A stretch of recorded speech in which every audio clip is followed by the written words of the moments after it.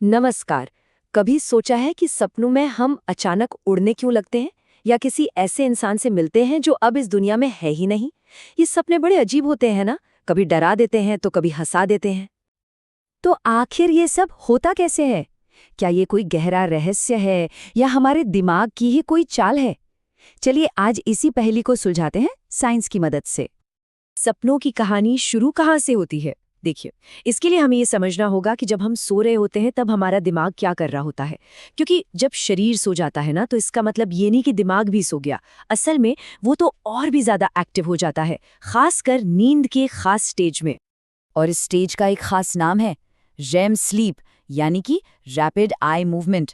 जैसे कि नाम से ही पता चल रहा है, इस दौरान हमारी आंखें बंद तो होती हैं, पर पलकों के नीचे वो तेजी से घूम रही होती हैं। और यही वो वक्त है जब हमारा दिमाग लगभग उतना ही एक्टिव होता है जितना जागते हुए होता है।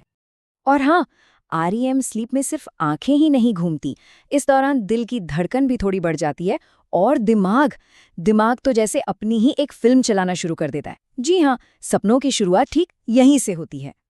ठीक है, तो ये तो समझ आ गया कि सपने आते कब हैं, पर सवाल तो अब भी वही है कि आखिर ये आते ही क्यों हैं। इसका जवाब ना हमारे दिमाग की रोज रात की क्लीनिंग प्रोसेस में छिपा है। इसे ना एक ऑफिस की तरह समझे। दिन भर में हम जो भी देखते हैं, सुनते हैं, महसूस करते हैं, वो सब फाइलों की तरह दिमाग में जमा हो जाता है।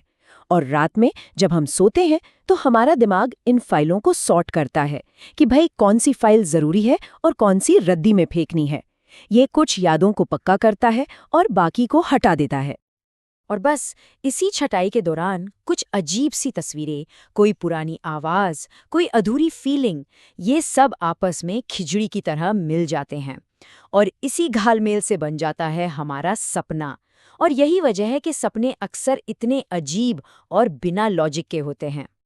तो सबसे जरूरी बात जो यहाँ समझने वाली है वो ये है कि सपना कोई भविष्यवाणी नहीं है, ये कोई इशारा नहीं है। ये तो बस हमारे दिमाग का अपनी यादों को बैलेंस करने का तरीका है, एक पूरी तरह से बायोलॉजिकल प्रोसेस, कोई जादू टोना नहीं। लेकिन एक मिनट, अगर सपने बस यादों की खिचड़ी हैं, तो फिर वो इतने रियल क्यों लगते हैं? मतलब कभी कभी तो हम खुशी से झूम उठते हैं और कभी डर के मारे कांप जाते हैं। ऐसा क्यों होता है? देखिए, इसका सारा खेल दिमाग की केमिस्ट्री का है। जब कोई डरावना सपना आता है ना, तो हमारे दिमाग का जो फियर सेंटर है, एमिगडाला, वो एक्टिव हो जाता है, एड्रेनलिन दौड़ने लगता है। और वहीं दूसरी तरफ जब कोई अच्छा प्यारा सा सपना आता है तो डोपामाइन रिलीज होता है, वही केमिकल जो हमें खुशी और सुकून का एहसास कराता है। तो इससे ये बात एकदम साफ हो जाती है, सपने सिर्फ चलती फिरती तस्वीरें नहीं हैं, वो हमारी भावनाओं और हमारे दिमाग में दौड़ते केमिकल्स का एक कॉकटेल है। और यही वजह है कि वो हमें इतने असली लगते हैं। तो अगर हम इन सभी बातों को जोड़कर देखें तो सपनों की एक बिल्कुल नई, एक बहुत ही दिलचस्प तस्वीर उभर कर आती है। ये कोई जादू या रहस्य नहीं, बल्कि विज्ञान का एक कमाल का आर्ट है। तो बस ये याद रखिए, जब हम सपना देख रहे होते हैं तो हमारा दिमाग असल में 3 बहुत जरूरी काम कर रहा होता है। पहला, वो यादों को क्लीन कर रहा है। दूसरा, इमोशंस को बैलेंस कर रहा है। और तीसरा, वो अगले दिन के लिए खुद को रिचार्ज कर रहा है।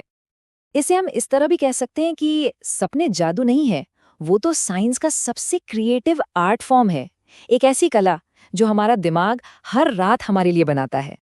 तो अब अगली बार जब कोई सपना आए तो उसे कैसे देखेंगे? एक पहेली की तरह या फिर अपने दिमाग के अंदर बैठे एक आर्टिस्ट के काम की तरह? सोचिएगा जरूर।